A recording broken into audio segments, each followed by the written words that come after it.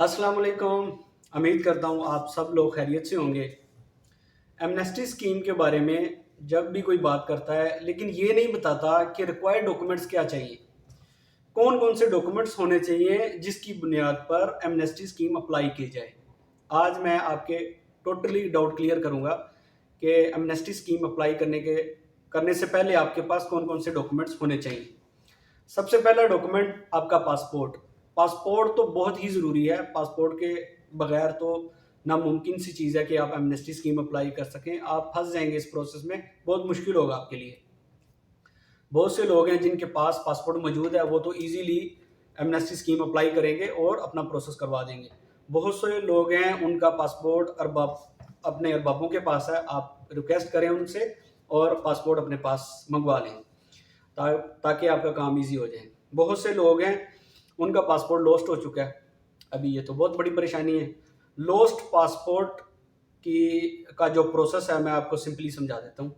आप जब जाएंगे आमिर सेंटर और ये आईसीए की वेबसाइट पे, वहाँ पे आपको एक एप्लीकेशन देनी होगी लॉस्ट पासपोर्ट की, और पुलिस सर्टिफिकेट लॉस्ट पासपोर्ट का लगाना होगा साथ। फिर आपको वेट करना होगा। आईसीए की वेबसाइट आपका जो केस है वो आपकी एम्बेसी को इशू करेंगे और आपकी एम्बेसी आपको पासपोर्ट जारी करेगी। 10 डेज, 15 डेज, 20 डेज और 1 मंथ भी लग सकता है। तो इसके लिए आप रेडी रहें। पहला पासपोर्ट डॉक्यूमेंट हो गया। दूसरा रेजिडेंसी पेपर। अगर आप रेजिडेंसी वीज़े पे थे तो आपके पास रेजिडेंसी पेपर होना चाहिए। अगर आप विजिट वीज़े पे थे तो फिर भी आपके पास वीज़ा पेपर होना चाहिए। इसके लिए ये जब वीज़ा पेपर और रेजिडेंसी पेपर आपके पास होगी तो आपका प्रोसेस इजीली और आसानी से प्रोसेस हो जाएगा, कुछ भी हर्डल्स नहीं आएगी। ठीक है, दो चीज़ें हो गई, पासपोर्ट और रेजिडेंसी पेपर और वीज़ा पेपर। उसके बाद आपको पासपोर्ट साइज एक फ़ोटो चाहिए वाइट बैकग्राउंड के साथ। आप जब ये प्रोसेस स्टार्ट करेंगे तो आपको पिक्चर की ज़रूरत पड़ेगी। ये 3 चीज़ें तो बिल्कुल नेसेसरी हैं। इसके अलावा आप तो एमनेस्टी स्कीम अप्लाई करेंगे तो फंस जाएंगे, बहुत से हर्डल्स आपको फेस करनी पड़ेंगी। अगर ये 3 डॉक्यूमेंट्स आपके पास हैं तो कोई मुश्किल नहीं है, आप इजीली अप्लाई करें और इस प्रोसेस को मुकम्मल करें।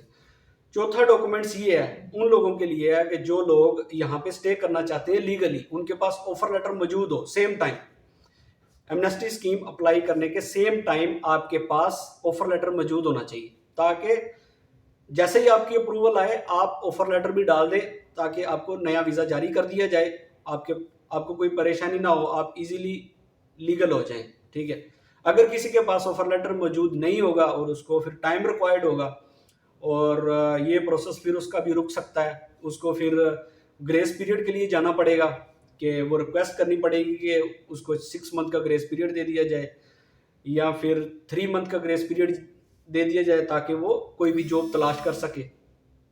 ये थे रिक्वायर्ड डॉक्यूमेंट्स की डिटेल्स।